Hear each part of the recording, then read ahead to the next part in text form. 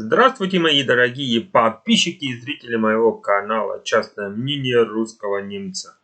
Я сегодня хочу поговорить о комментарии, который я нашел или который я увидел под влогом от одного перебежчика. Ну а в первых минутах этого ролика я хочу вас попросить подписаться на меня, если это возможно, поставить лайк, написать комментарий, поделиться этим роликом, ну и, конечно, нажать на колокольчик. Знаете, я сейчас начну читать. Но я хочу, чтобы вы, пока я читал, свое мнение сформировали и сказали мне, кто этот комментарий написал. Я вот так думаю, что этот чиновник написал. И, конечно, если вы согласитесь с моим мнением, что этот чиновник написал, скажите, почему вы думаете, что этот чиновник написал. Я назову автора этого влога, под которым я прочитал этот комментарий, просто Мистер X. Мистер X, еще хочу сказать, что не читайте комментарии, где ноют про плохие зарплаты, нищету и так далее. Каждый сам хозяин своей судьбы. Если только ходить на работу, не развиваться, не беря ответственность, то, конечно, все будет не очень. Даже в госсекторе зарплата сейчас тоже не так плохо. Мне по приезду в Россию пришлось тоже поработать, иногда и принести и подай. Но потом вникаешь, работаешь, не боишься новых обязанностей. Сейчас руковожу командой инженеров в компании.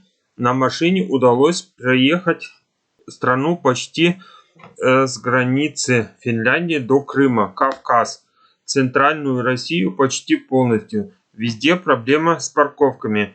Поесть вечером в ресторане, снять гостиницу на выходные, все битком. Везде стройка, люди живут, покупают что-то, но всегда найдутся люди, которым все плохо. Для них на Западе даже самая гнилая морковка слаще. Забейте и идите вперед, хотя начало пути может быть не самым простым. А сейчас я прочту ответ на этот комментарий. Не нужно так все утрировать. Если кто-то не устраивает российский рынок труда, зарплата, это не значит, что для них на Западе даже гнилая морковка слаще.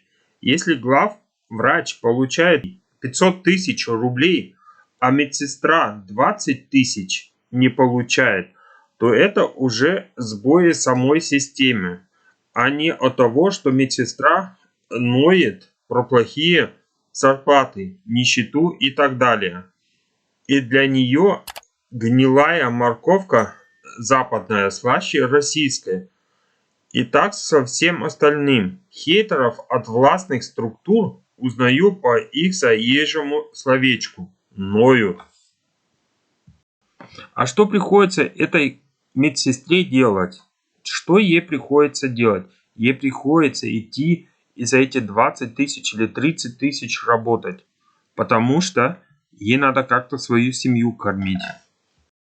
И не дай Боже, кто-то пожалуется, что зарплата маленькая. Сразу приходит от властей, как от Путина или от всех других чиновников приходит.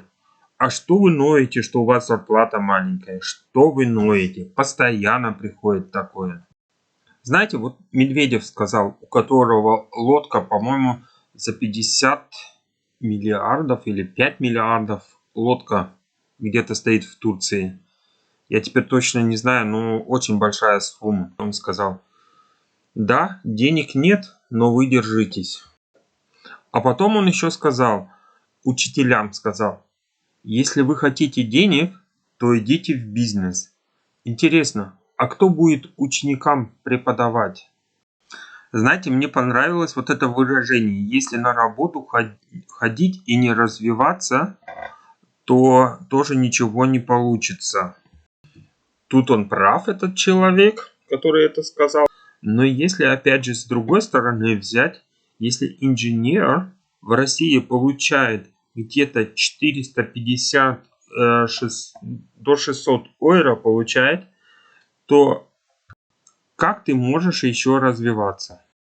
О каком развитии может идти речь? Если тебе в первую очередь надо думать, как прокормить семью или еще одну работу найти. И знаете, вот это высказывание, что он высказал, это же все нормальная вещь. Это же каждый человек знает.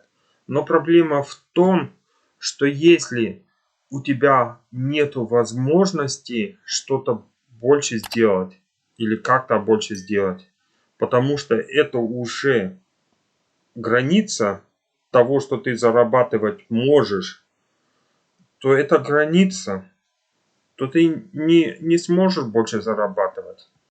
И не каждому человеку дано, чтобы вести бизнес. Есть люди, которые ведут бизнес, они могут это делать, а другие люди это не могут. Не каждому это дано.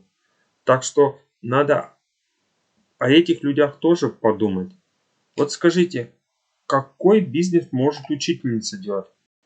И поэтому я думаю, что этот первый комментарий, который я прочитал, что это просто написан от какого-нибудь чиновника, что, мол, люди только ноют, ноют, ноют. Но это же не так. Почему люди ноют? Потому что они действительно мало зарабатывают. И еще одно я хочу сказать. Это просто сейчас вот так к слову. Что если кто-то берет и рассуждает о зарплатах, то надо о зарплатах нетто рассуждать. И рассуждать так, чтобы можно было видеть, сколько действительно человек зарабатывает. Что я имею в виду? Я имею в виду, что надо всегда говорить или грязными сравнения, или чистыми сравнения деньгами. Вот это я имею в виду. Например, если кто-то рассказывает, что в Германии чистыми получают 1400, это минималка, а в России 500 евро это максималка, то и надо сказать, что, например, эти 500 евро максималка, или 400, сколько там говорили или рассказывали, или сколько там есть в России. А не так говорить, в Германии люди зарабатывают 1400 нетто, а в России бруто зарабатывает 1000 или 600. Ну сколько там в России зарабатывают. Я сейчас все вой рассказал, потому что мне легче вой рассказать, потому что каждый раз перечитывать это тоже не очень так интересно. Ну, удобно и, знаете, сравнению уже лучше видно, если все сразу говоришь войра, потому что потом сразу становится видно, что зарплаты не такие хорошие в России, как в Германии, например. Да и если цены взять, вот так, если цены взять, то в России цены намного выше, чем в Германии. Намного выше. Конечно, не на все, например, на картошку. Они почти как в Германии. Тоже я посмотрел, сравнил. Возьмите даже это пиво. Пиво хорошее в Германии можно купить, я не знаю за сколько, ну там, евро, 2 евро. А в России такое же хорошее пиво тебе уже надо 5 евро заплатить. И только не говорите, что это неправда. Ну а теперь я с вами попрощаюсь, скажу всего хорошего. Ну и, конечно, попрошу вас подписаться на меня, поставить лайк, написать комментарий, поделиться этим роликом. Ну и, конечно, на колокольчик нажать, чтобы вы знали, когда я опять новый ролик выпущу.